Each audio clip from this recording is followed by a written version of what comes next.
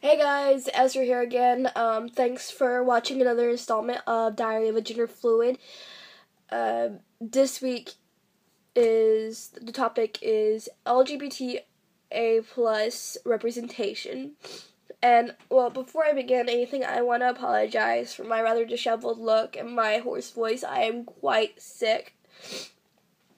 And a little bit of update on my life, just in case my appearances might be spotty. My grandmother got confirmed for having open heart surgery, and I might be gone for that because I'm their caretaker as it is, and this is just going to make things where I might not have as much free time as I was.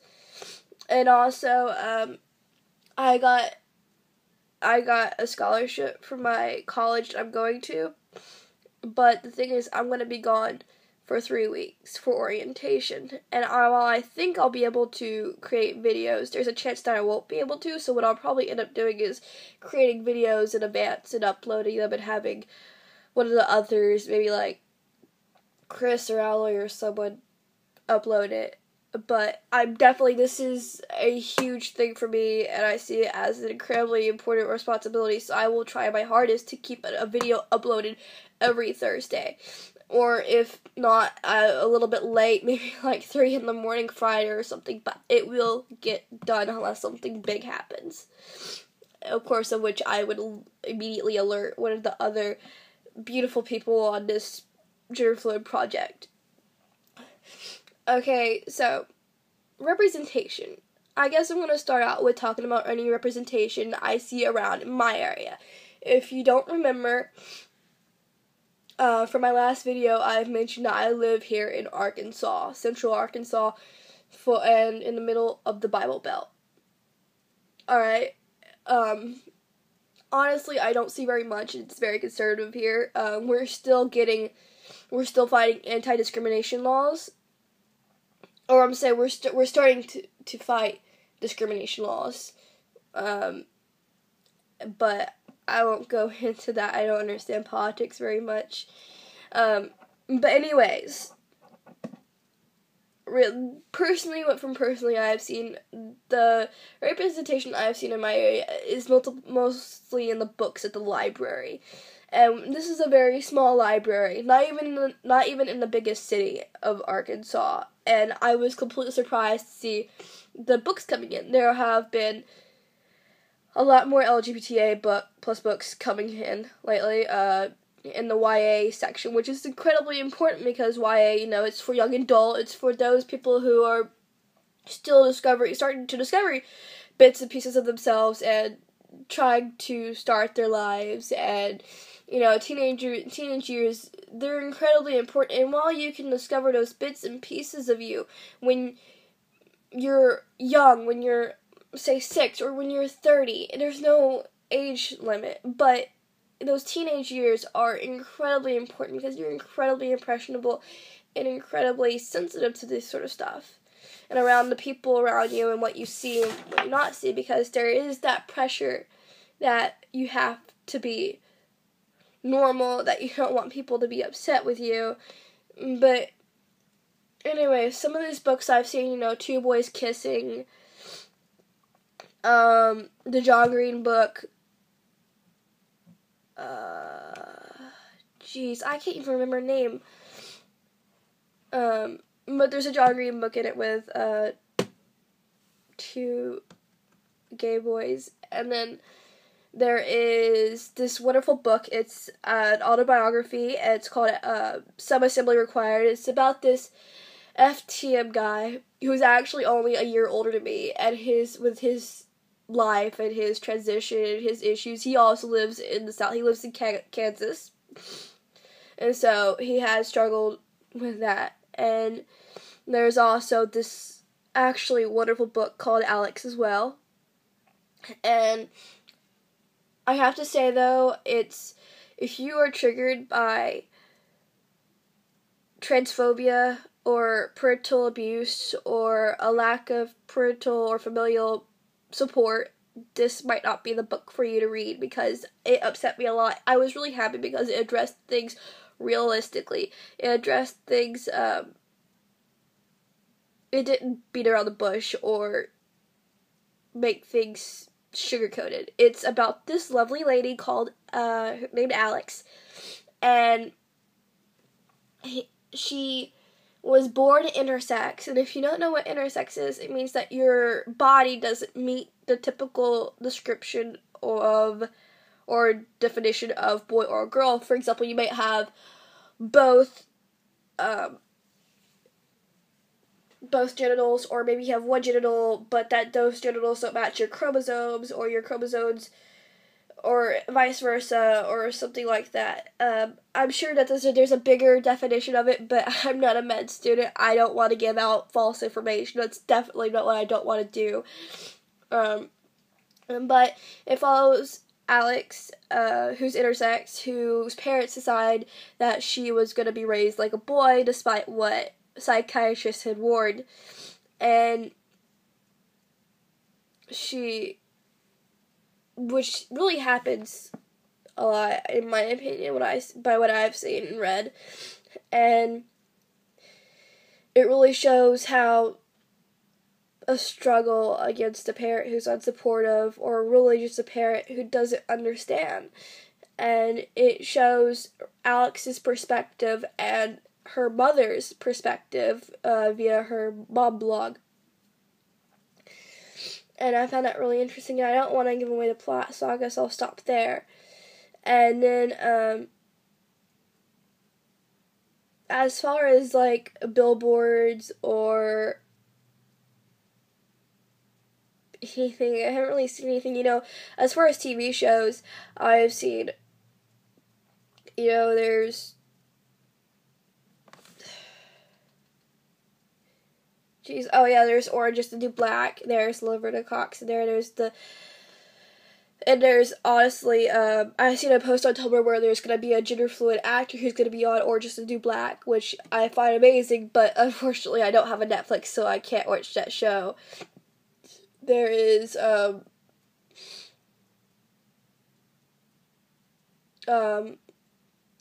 I have a funny story. This one time my nan was watching a soap opera, her favorite soap opera, and she's extremely conservative, and these guys started kissing, and the look on her face was absolutely amazing. Anyways, and now, if you're wondering why representation is important, representation is extremely important. Like I said last time, when I was going through my gender crisis, and I was looking for videos on genderfluid people, I was looking for that reinforcement that I'm okay, that I'm not normal. Hell, I didn't even know genderfluid was a thing, People have to know that being a lesbian, being non-binary, being trans, gay, bisexual, polysexual, pansexual, polygender, agender, asexual, demisexual, graysexual, all these things are normal. People need to know that these things exist. Because if more people knew about these things, so many more people would identify as them. But no. We need children to be okay. Children are so impressionable.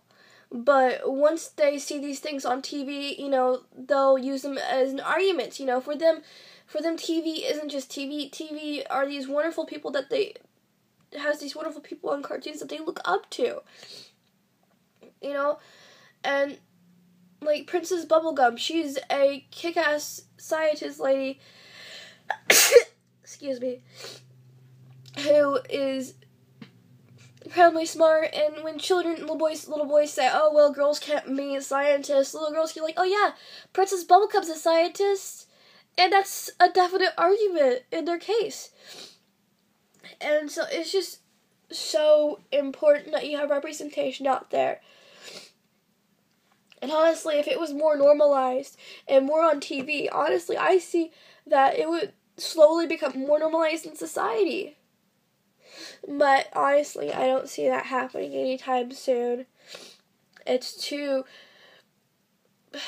risky or too extreme, which is stupid because it's normal.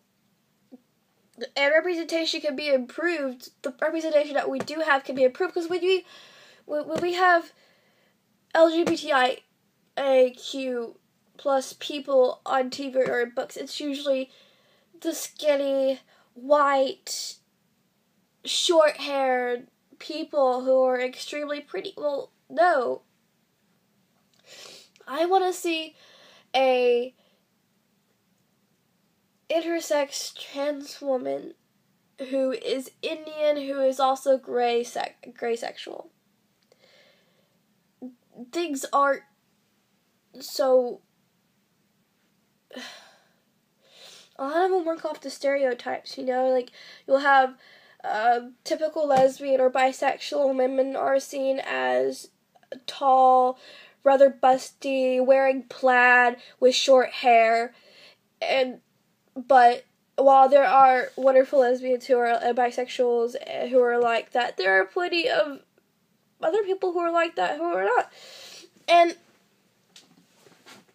there are plenty of other people who are identify as those things, who have straight, long, beautiful hair, you know, and it's just, you know, it makes you seem that if you don't act this complete way, or if you don't act or look or fit this profile, that you aren't actually this, that you get called out and say, hey, you all, I would have never guessed, or you don't sound gay, or you don't look gay. Like, there's no look or sound to being gay. Honestly, one big thing, you know, I mentioned in the past was the video games that I'm creating. One thing that I am definitely going to have in my video games is have representation. And, I mean, I don't mean representation as in, I know I shouldn't really be I've talked about this a lot last time, but when I say this is just something so big and so important to me. It is representation in the games that I might create in the future. And like I said before, it's not going to be, oh, that's the whole point of the game. Oh, that's the biggest point. No.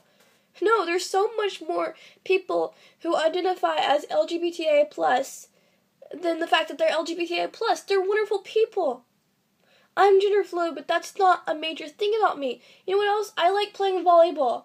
I love computer science. These things are just as important. And so when I create these games, they are going to be normalized. They need to be seen as normalized and not a big issue, because they shouldn't be. And it's not, I'm sorry. This is just something that is very important to me, but honestly, this video has been going on long enough, and if you're not asleep by now, I want to say thank you for watching. Again, I am quite honored to be a part of this. I apologize for how late this is going to be in my stuffy voice. But yeah, thanks for watching. I love you guys. Tune in again next week, next Thursday for me. And see you next time.